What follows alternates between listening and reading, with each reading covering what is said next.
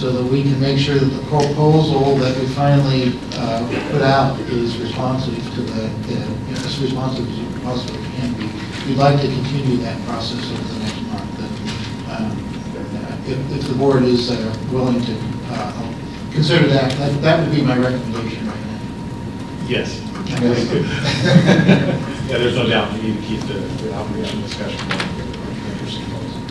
All right, so with that, I've got two people actually signed up to testify on this particular resolution, Cameron Johnson and Jared Franz. And should both come on up. Good morning to you. Cameron, I think you're first. And I am.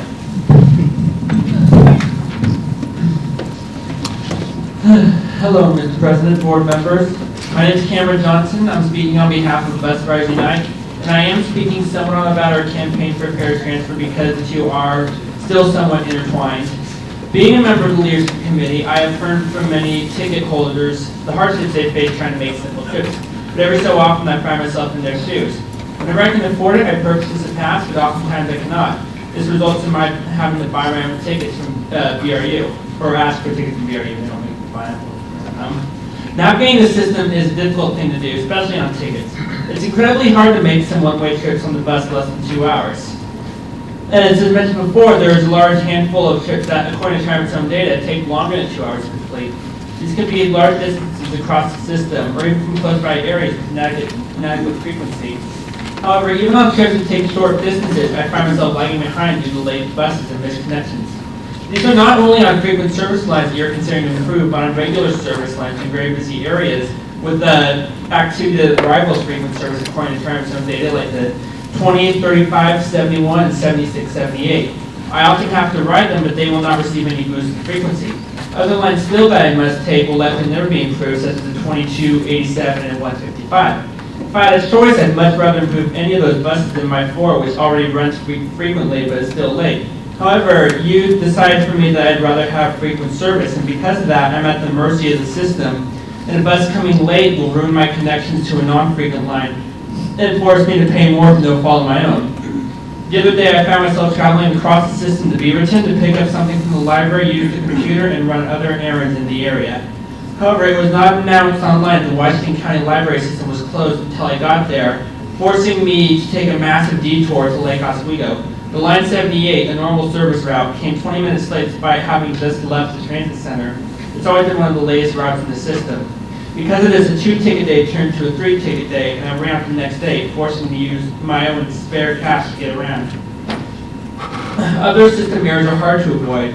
I arrived at Gateway to head toward Mall 205 in Portland, but a Line 19 arrived at the 15th stop with a damaged head sign that simply showed a 1. I boarded that bus and ended up going to the opposite direction I intended, causing me to backtrack and waste even more tickets to go to one place for faults out of my control. A fair transfer would function as a safeguard from the shortcomings of TriMet's system into regular service routes, and the effects of the cuts and widths that making a completely different line slightly more frequent cannot do alone. Thousands of people signed support when we first rolled out the campaign. Thousands still have given support since. The rider feedback for this program is powerful, especially from people who need it. It can be implemented with the push of a button, affects all of the routes, and addresses the growing of cost barrier, separating and depriving low income from the just transit system. TriMet poses the offer of frequent service improvements, and if you actually plan to follow through on that offer, more power to you. However, that's a very long-term promise in a time where you point out that nothing is solved and everything can be cut. Adding frequency requires more money, more drivers, more diesel, and only fixes a sliver of the problem. However, this is service that was lost to us under false pretenses of a budget crisis that failed to come to effect. Returning this stolen service with all of your new money should be recompense, not reward. Public transit's a human right, and based on your own data, you can afford it in the campaign if you spend your money wisely in ways that benefit the people. We're not against frequent service improvements, but the fact of the matter is that no public outreach is done until it was in the newspapers, and frequent service improvements affect 12 out of the 80 bus lines in the system, while the fair transfer benefits all riders in some way or another. Sometime soon, I'll have to ride a 22, 76, 35, or another route that will likely never see true frequent service or anything close. As necessary and deserved as they are, the improvements on frequent service lines won't help me when my 71's inevitably late. But having a safeguard to make up for the system's failures and not punish me for them will. Thank you, Cameron. Thank you, Cameron. Appreciate that, Jared. Good morning. Good morning, Chair Warner and members of the board. My name is Jared Franz. I'm the Law and Policy Associate at Opal Environmental Justice Oregon, and I depend on public transportation. In fact, I don't even have a valid driver's license these days or a bicycle, so I depend on TriMet almost every day of my life, rain or shine, short trips and long. And I'm here today to express my sincere disappointment, although not as disappointed after some recent comments from the board, that TriMet would consider a resolution that sets such a clear double standard for agency priorities and invalidates the voices and experiences of the riders that it serves. But first of all, let me just make clear that I do not oppose restoration of frequent service. I'm here only to ask you to either vote against or table the particular resolution that's in front of you. Voting against or tabling this resolution will not meaningfully delay service improvements that the agency says aren't even possible until March at the earliest. But it will allow TriMet to amend or reconsider a resolution that finally proves, not just promises, that the agency values transit equity. TriMet should include frequent bus service in a more comprehensive resolution that also includes commitments to longer transfer times and other system-wide strategies, rather than just committing in isolation to limited improvements to a small number of bus lines that are already among the most frequent in the entire region. For the $3.1 million that TriMet expects to spend with this current very narrow resolution, it can only fully improve about 5 bus lines to true frequent service. Yet for about $500,000 less than that, it can extend the amount of times that all single fare riders have to transfer and travel. So that comparison is worth repeating. Slightly better frequency on just a small handful of bus lines, or for $500,000 less, more time for everyone in the region to travel on a single fare. After 3 years of exhaustive research and advocacy, riders have presented this board with an absolutely clear case that longer transfers are an affordable, effective, and equitable response to the disparate impacts of last year's fare hikes and other service cuts. Many members of this board have expressed a sincere interest in and even admiration for this proposal, but they have said that it should be considered in a more holistic or a comprehensive context. Now, we agree, riders understand this holistic approach. Indeed, it's our holistic consideration and direct experience with TriMet's system that led us to prioritize transfer times in the first place. The system-wide benefits and ability to mitigate multiple rider concerns like on-time performance and connectivity are the things that we understand very well. But what we don't understand is why riders are advised to think more holistically about solutions to their own problems that they identify themselves and exhaustively research, while TriMet staff holds itself to a considerably lower standard. It is unilaterally decided that slightly more frequent bus service on a handful of routes is more important to riders and wants to commit to that course of action with this resolution. But there is nothing holistic or strategic about this unilateral and independent commitment. In fact, the resolution itself and other comments today have made clear that public engagement on frequent service hasn't even begun yet, which means TriMet is committing itself to a narrow course of action that it doesn't yet understand. It says it's done an equity analysis, but this analysis is pretty thin and full of gaps, and I'm sure if I had a lot more time, I would be happy to go into that for you. And it doesn't even include talking to riders themselves until much later. And the equity benefits that you would get out of limited improvements in bus service pale in comparison to the equity benefits of longer transfer times across the entire system. Now, it's a little insulting when office tower experts tell us riders what we need in our lives, but what's even more insulting is when they're not even right about it. Riders have consistently told TriMet that on-time performance is more important than scheduled service frequency. And those who are concerned about scheduled service frequency aren't talking about the most frequent bus lines that they already use coming 3 or 4 minutes sooner. They're talking about the bus lines that come only every 30 or 40 minutes, or not at all during certain times of the day. Jared, you almost ready to wrap up? On last sentence. A very low standard being applied to a TriMet staff recommendations for priorities versus the very high standard that's been applied to rider-generated priorities is the definition of an agency that either doesn't understand transit equity or it doesn't care. Now, I know members of this board, and I know that they do in fact care about transit equity, and it's why I'm very happy to hear that the board is considering either voting no or tabling this resolution so that this can be part of a more holistic approach that includes things like longer transfer times and other system-wide improvements. Thank you, Jared. I've got you signed up for another. I just realized I'd like to speak for a Lane, minute. come on up. Okay. Introduce yourself, please. Yeah, my name's Lane Jensen, Portland Transit Lane. I'm coming up here again, this is just on a bit of a whim here, but I listen to the TriMet scanner on a daily basis. I hear the problems that go on the non-frequent bus lines. I hear about buses breaking down all the time. Currently in the system, there are three bus lines that are currently over 10 minutes late. Block 803, 5770, and Block 2070 are all over 10 minutes late at this moment in time.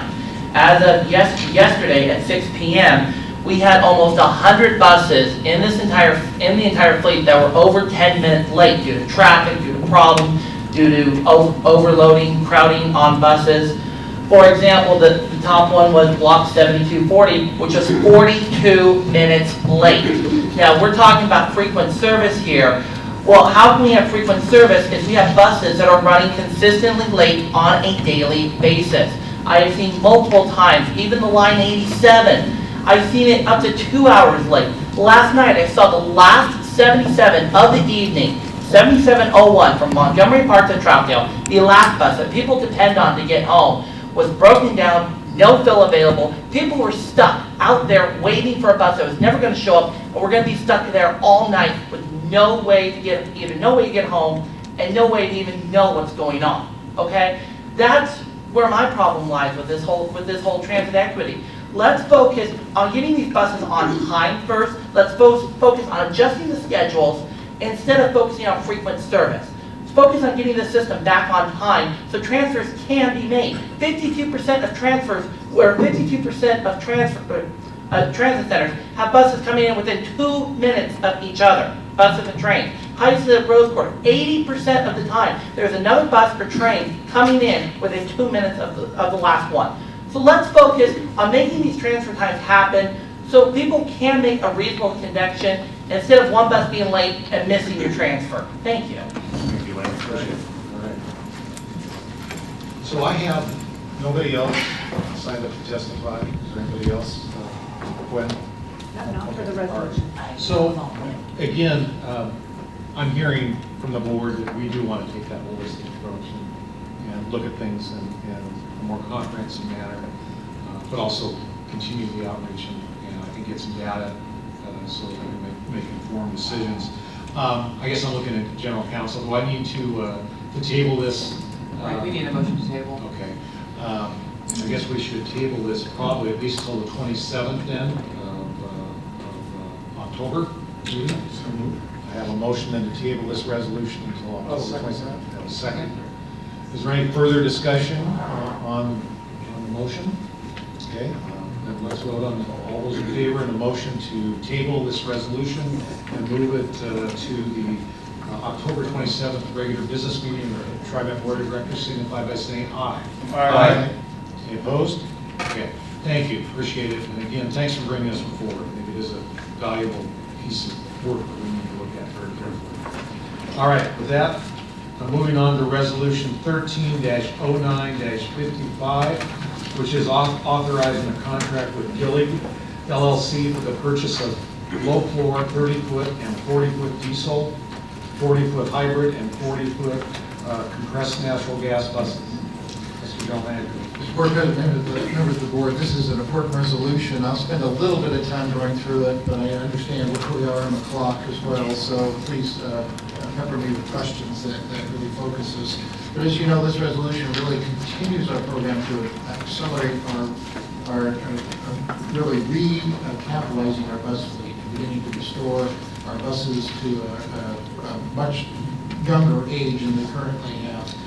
You might certainly recognize that it not only is a comfort and accessibility issue with our older buses, but there's also a reliability issue with our older buses. And so, older buses. So as we begin to refresh our fleet, as our financial plans and our budget have called for, it becomes a very important investment in service quality.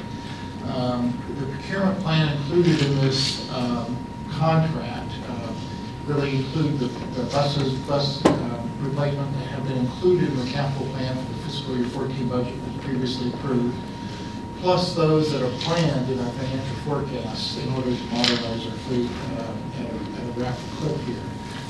I might note that this sets us up to, within the first 3 years of this procurement, to reduce the average age of our fleet to the industry standard, which would be, in our view, about 8 years, and allow us to grow the fleet and modernize the fleet in other ways as well.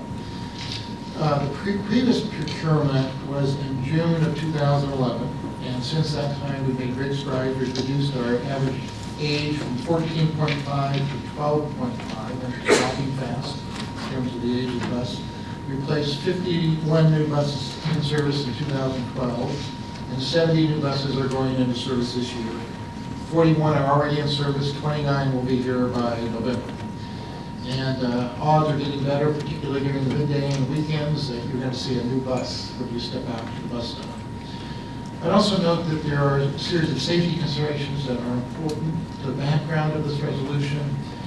Each new order includes a number of improvements that we've identified from our past orders, so we take that knowledge and bring it forward in the specifications for the next order. In this case, for example, we're working differently on the operator's seat and the driver's control.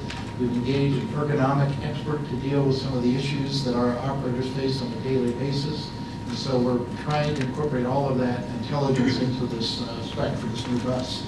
I'd also note that our Bus Transportation Safety Committee is engaged in this procurement and will be involved in looking at the specs and the prototype as these orders are finalized. I'd also note that the contract allows some options so that we have the flexibility to look at different technologies over time.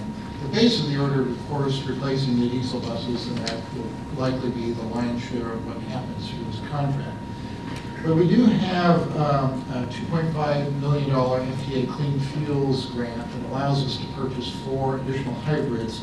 That was awarded in 2012, and that will be included in this order. But the contract has options for up to 10 more hybrids in the future should funding become available.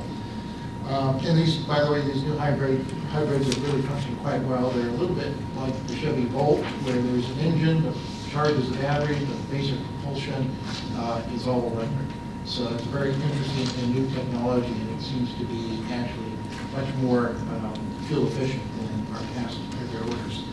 It also includes provision for 30-foot buses. We have right now 22 30-foot buses that are used on routes where it's not safe to take a full 40-foot buses. We have a number of routes in our system that meet that description. And right now, those buses, those current 30-foot buses are 22 to 25 years old, so they're very due for replacement when they're in fiscal year 15.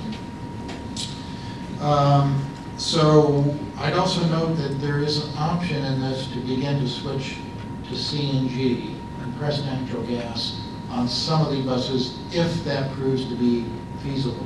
We're continuing to look at the price of both the vehicles, the maintenance of the vehicles, as well as the cost of converting a garage to delivery of natural gas and to have safe, if you will, operations with the natural gas.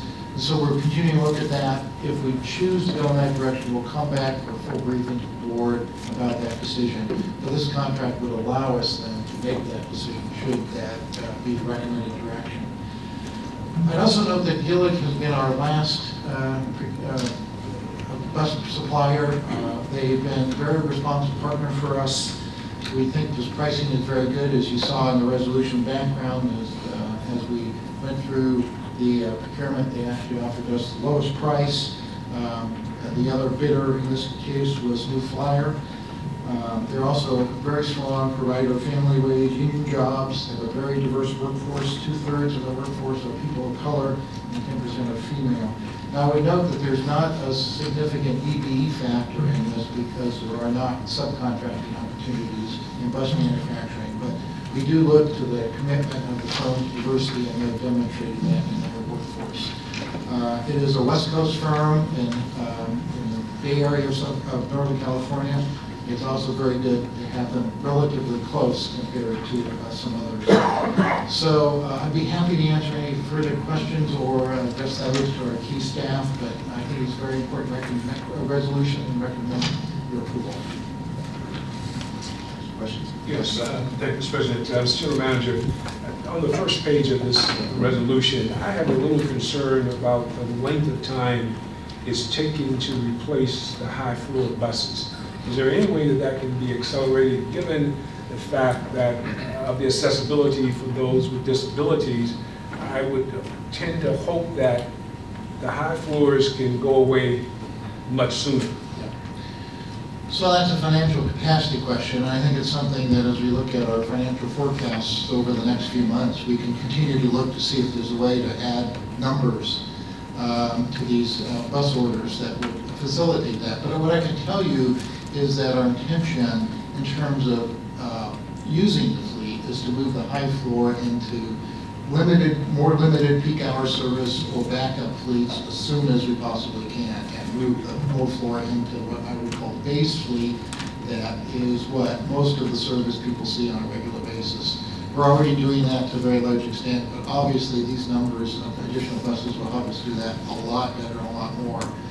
So our goal is to move out of those high floor buses as quickly as we can, but I think for a while, until we can advance, unless we can advance the number of buses we buy on an annual basis, we'll have some, but again, we'll try to schedule those in such a way that they're in more limited service and not what customers see on a more regular basis. I hope that's responsive. Okay. The other piece that I would like to know is, and I'm sure, I don't think this will create too much more work, but a little bit more, because I'm sure we have an inventory. Yes. That we know which buses are which bus.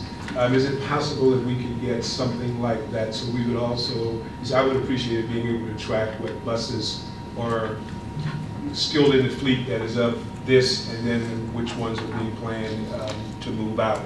And then as an aside, can we get a new picture of one of the new buses on the reports? You bet.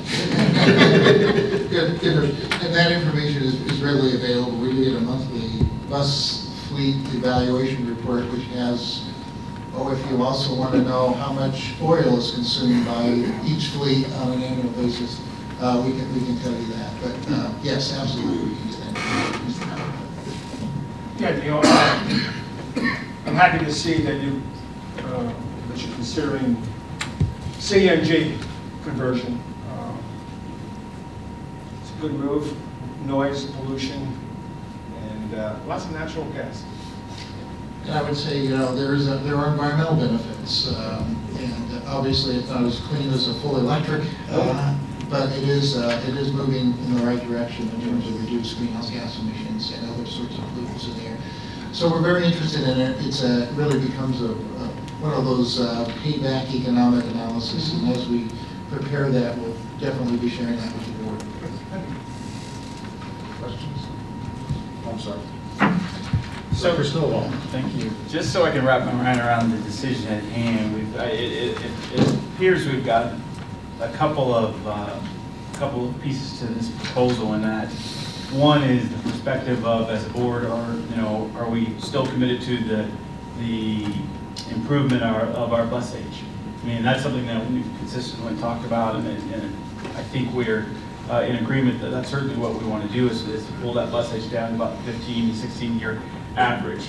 The second piece of this then would be kind of the schedule over time, and the third piece of this is the actual Gillick organization corporation that we would be contracting with.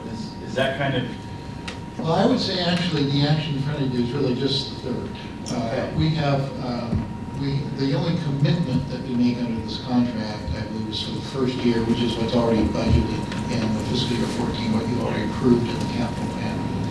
The other orders are all subject to your annual budget approval. We need that from you up front. Subject to your annual review of the budget and allocation of funds.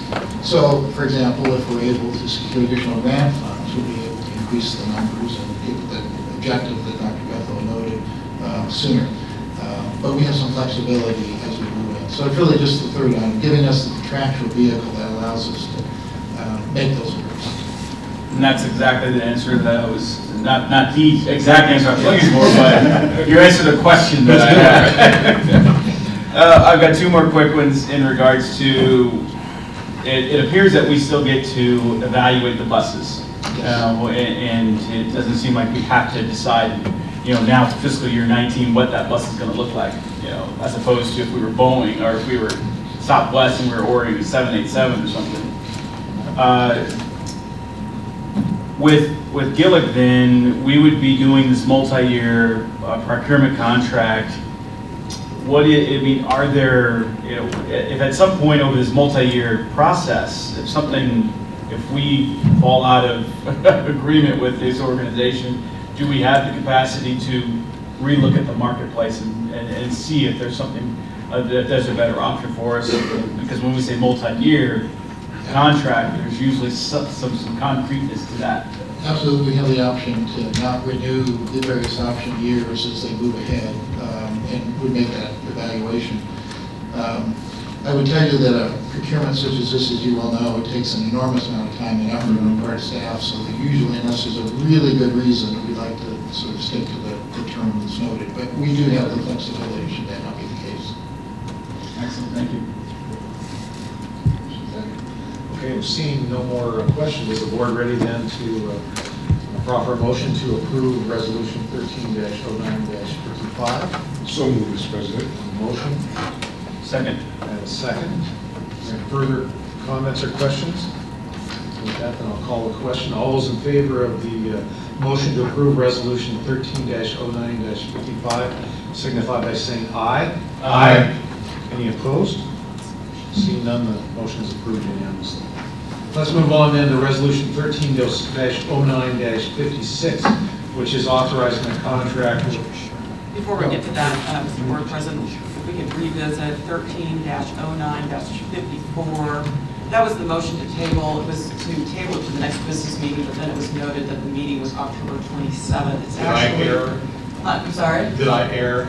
I didn't catch it either because our November meeting is on the 27th. However, the correct date is October 23rd.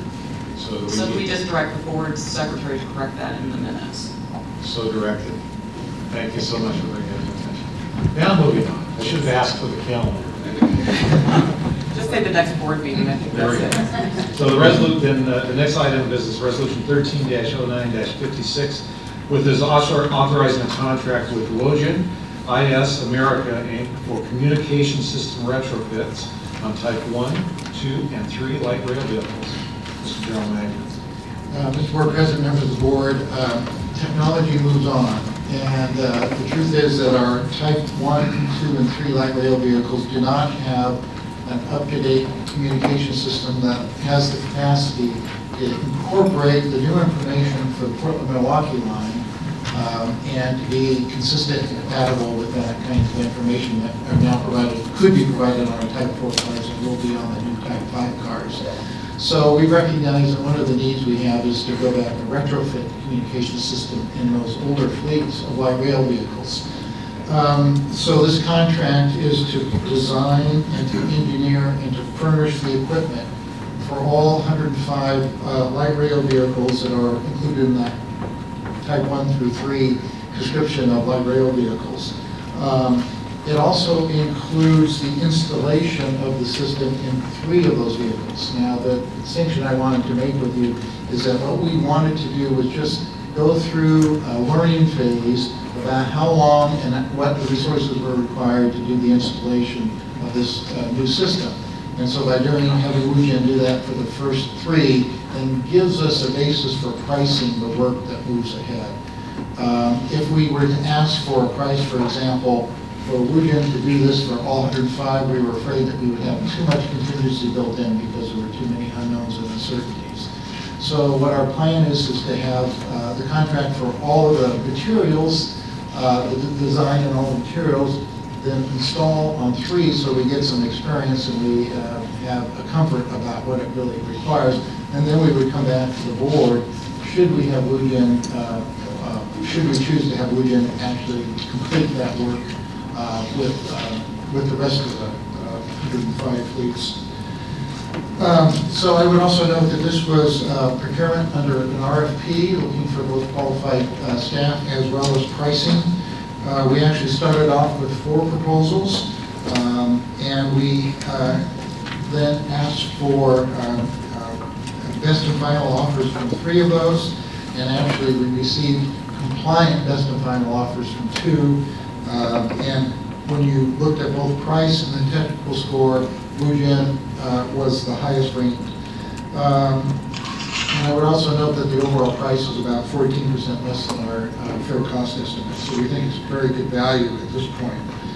I would note that there is also a DBE participation in this. Should they do that full fleet installation, they've committed to approximately 15% DBE related to subcontractor work for that installation.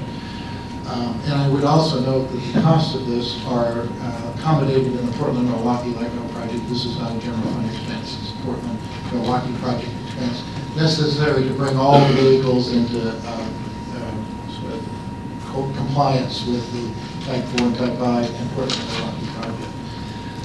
So with that, I'd be happy to answer any questions, and we also have experts here who can probably bail me out if you ask a hard question. Recommend approval. Thank you, Mr. Chairman. Questions? What, Go start this way. start this way, okay. I'm going to, let me just be sure, on the type 1, 2, and 3 in the trial, so to speak, of installation, Yes. will the unit or the system be installed on each one of those types to better get an understanding as to how it's going to work in each particular type car, or if it's just going to be on one? I could foresee that if it works well on type 3, then it may not do it on type 2 and 1. So I would really like to see it being on each of the different cars. That is exactly the intent, and that's why there are 3, if you will, sample installations that are being done, prototype installations that are being done at the outset. Okay. In order to get that experience. And then let me follow with this particular question. I can't remember, who are the type 4 cars manufactured by? Siemens, And the type 5s are basically coming in the same? yes. Then that leads to my question, will what Wujen put in type 1, 2, and 3 be compatible and work with Siemens in type 4 and type 5? The answer is yes, and to a large extent, a lot of these are components that are in common. Again, Siemens uses subcontracting components that would be compatible with the Siemens proposals as well. Dr. Edmund? I'll do it all for Mr. Wall? Very quickly, from a perspective of having to do this because of the Portland-Milwaukee Light Rail project, I mean, I'm assuming that up until this point, we wouldn't, or beyond this, we wouldn't even require it had not been for the addition of the Portland-Milwaukee line, is that correct? Exactly correct. So is this cost included in Portland-Milwaukee Yes. budget? Excellent.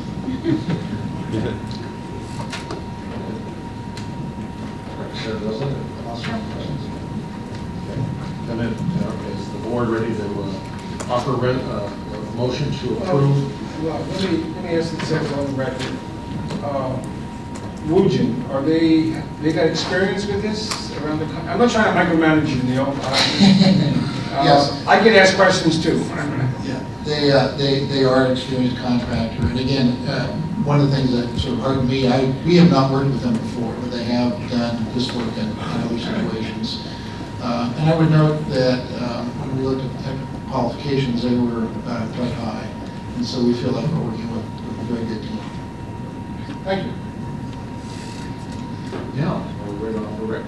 Motion to approve resolution 13-09-56. So moved. Have a motion, I'll second. I have a second. Is there any further discussion? Questions? Okay. And I'll call the question on the motion. All those in favor of the motion to approve Resolution 13-09-56 signify by saying aye. Aye. Any opposed? Seeing none, motion does approved unanimously. Moving on then to Resolution 13-09-57, which is authorizing a modification to the contract with Hoffman Construction Company of Oregon for renovation of the Center Street building. I believe we got a little information on the update from Dan Walker earlier. Mr. General Manager? Mr. Board President, members of the board, as Dan noted, we have a CMGC contract with Hoffman Construction for the full renovation of the Center Street Maintenance Building. That work is underway, as you saw in the earlier presentation. And the key element of this is really to create an operations center, a place where our central control, our call center, our customer services are all linked and working together. And the key area of that really is the fourth floor, and that really is the proposal that's in front of you right now. We have completed a design of that fourth floor, and it included a lot of very complicated issues related to how the overview displays work, how the various workstations are configured, the theater style seating so that the people who are at individual work stations still have access to the overall overview display. So a lot of very complicated issues that we could work out with our operations staff as well as our control center staff. And again, we have very deep involvement from a number of people in our organization to come to that design. So we came to design, the agreement on the design, asked the contractor to price that as the next layer, if you will, in the CMGC contract. And again, the price came in right at our expected budget for $3.4 million, and actually that is the recommendation to right now. I would also note that this includes just a little bit of additional demolition work on the first floor. As Dan showed you, there are, I think, very important renovations underway on the fourth floor that I think will not only be necessary for the functioning of the building, but actually improve our interaction of our management and operators. And we're looking at that as a very innovative way to begin to get closer to our workforce as managers. The resolution includes a 10% change order allowance for the work in the amount of $340,000. It's a little bit higher than sometimes you see from us on these contracts, but again, we're in the midst of remodeling an older building, and anybody who's ever remodeled an older building, I think, understands that there can be surprises in that. But also just want to highlight Hoffman's current disadvantaged business participation, which is 25%, and that's expected to continue throughout the contract. So they are doing an outstanding job in terms of working with disadvantaged business firms. And again, we would expect, as Dan noted, to come back to you with another final, if you will, element of this Hoffman contract, which will be the first floor, as we finalize the design and the budget associated with that work, and that would be here to you early winter of this year. So with that, I recommend approval, or I'm certainly able to answer questions. A lot of information on packets. Is there questions by the board on this agenda item? Director Esmond. Since some of that money is coming from the Milwaukee Light Rail project, are those components for the board and screens, everything for the I'm not sure what the word is for the operator. The control center? Yeah, control center, aircraft control. Are they all come from America? Well, that's a good question. The whole project, it requires to be Buy America compliant. And there are certain standards that we're held to by the federal government. Yes. Questions? Seeing none, the motion to approve. I'll make a motion. Okay, your motion to approve Resolution 13-09-57. Is there a second? Second. I have a second. Any further discussion? Point of order, did I sign up to speak for this resolution? I'm sorry. Yes, we'll get to you. Thank you very much. So we have the motion on the floor here. So we got a motion on the floor. I apologize, Lane. You're right. You signed up for testimony, so please come up and provide testimony. Perfect time. Thank you.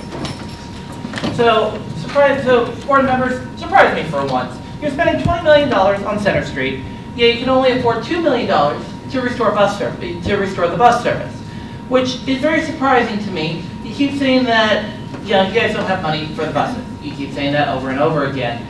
Yet, over the last fiscal year, I pulled the numbers, and the total amount of modifications and new contracts that this board has approved from fiscal year 12 to 13 was over $150 million.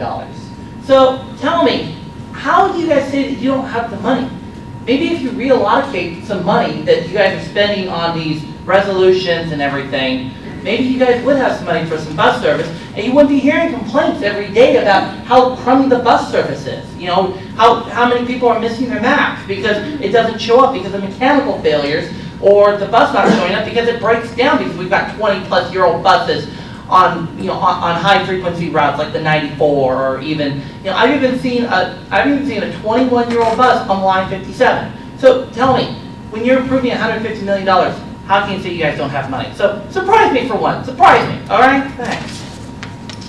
Thank you, Lane. Appreciate the comment. I think if you're really interested, I'd be glad to have somebody from TriMet staff kind of go over capital dollars, what some of the dollars from the Federal Transit Administration can and cannot be used for, and the ones we're talking about, I believe, cannot be used for operations. They're required to be used on capital projects. So there are different sources of money, Lane, and if you want to understand what's available for operations versus what's available for capital, I understand the confusion when you look at these things, because a number of these projects, like this one, is funded in part by capital dollars being available by the federal government for capital construction purposes. And so we want to take advantage of this as much as we can. And in this case, I think it's a masterful piece of work by the agency to leverage those federal dollars and to renovate some facilities that would have to come out of our general fund budget had we not been able to leverage these dollars. So congratulations to you on that. And again, if you want, Lane, please, we'll take advantage and have to give you some education on some of that. All right, with that, we have a motion to approve Resolution 13-09-57. Is there any further discussion or questions from the board? Seeing none then, all those in favor of the motion to approve Resolution 13-09-57 signify by saying aye. Aye. Any opposed? Hearing none, motion is approved unanimously. Okay, the last business item before we get into the public forum is Resolution 13-09-58.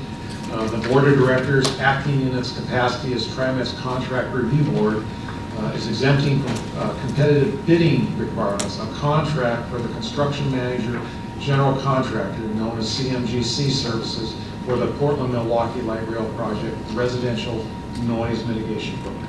Mr. General Manager.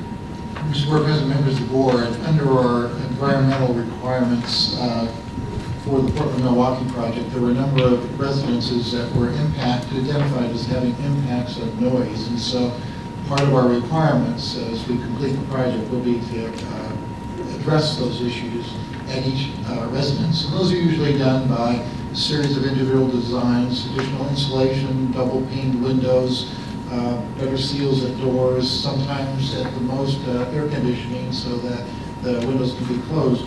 So those are all variables that we need to get into a very specific design for each of the impacted locations. So this is a combination proposed contract that would offer both the design and the installation of those improvements for those locations. Those locations are identified in Attachment A to your resolution. But I would note the action before you is just to authorize us to use the CMGC approach to this work. Again, the specific scope of these various improvements are not really known until we actually get in and begin to work with homeowners. It's also important to make sure that this is a very qualified firm that is involved with us, because it's very sensitive. We're working with other people's property and wanting to make sure that the work is of the highest quality so that our liabilities are minimized and that our responsiveness to the needs of the homeowners affected is matched and matched as well. So in that regard, we've gone through the process of evaluating the best procurement method, landed on CMGC. We followed the procedure to develop findings. We've had a public hearing. We had no comments on the public hearing. And with that, we recommend to you that you exempt this contract from the normal low bid so that we can use the CMGC process, RFP process to actually procure this contract. And either me or other members of the staff be happy to answer any questions you have on this. Thank you. Questions?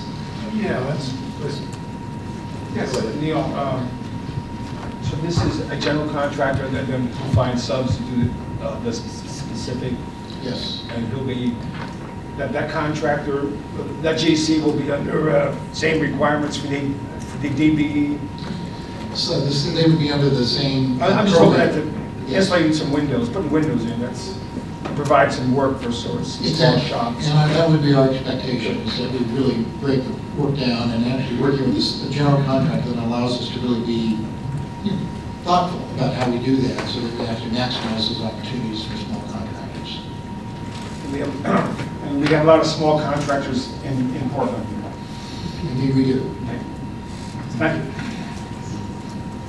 Other questions? Yes, Mr. President, to Mr. General Manager, and looking at the diagrams and the pictures that are in attachment A, just notice that basically it's for the house, it is showing the front of the house.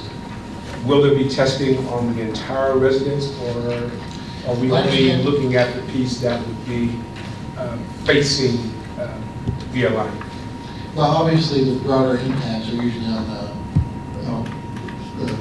the surfaces that face the alignment, but I believe there is generally interior testing to make sure that the mitigation meets the standard. I just confirm that. So there will be testing inside to make sure that the improvements that we've installed meet the standards that we agreed to. So if the facing sides don't do it, then we've got to go to the other sides as well.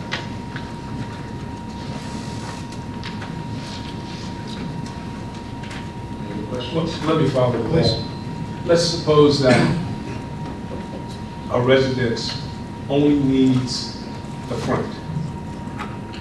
Would there be any type of programming that TriMet might broker with the general contractor, general manager, that they could do the rest of the house if the resident wants to pay for that and have that done, to be able to do it at a competitive pricing such as? Absolutely, and we've done that in many of our other cases where we've actually worked with the homeowners and sort of divvied up, if you will, the improvements between their tab and our tab. And yeah, so we're very happy to work with the affected individuals to accomplish that. So you would be working with somebody like the Energy Trust? That's a good I question. see a nod back there. The answer is yes. Backing you up real good. I'm also on board there, so I'm just curious. Thank you. I say that, David. What the general manager wanted to say. All right, other questions? All right, this seems like a very good agenda item. Do I have a motion to approve resolution 13-09-58? So moved. Is there a motion? I'll second. I hear a second. Is there any further discussion? Okay then, all those in favor of the motion to approve resolution 13-09-58, please signify by saying aye. Aye. Any opposed? Hearing none, motion approved unanimously. So that's all I see on our business meeting. To the board of directors, any other business to come before the board today? Okay, seeing none, then I'm going to officially adjourn the meeting, business meeting, and go into the public forum. Before I do, I just want to note that it's 11:40 right now. I know that one of our board members needs to leave at 12. How's the other people's time here? Stay around for, we got 11 people who want to sign.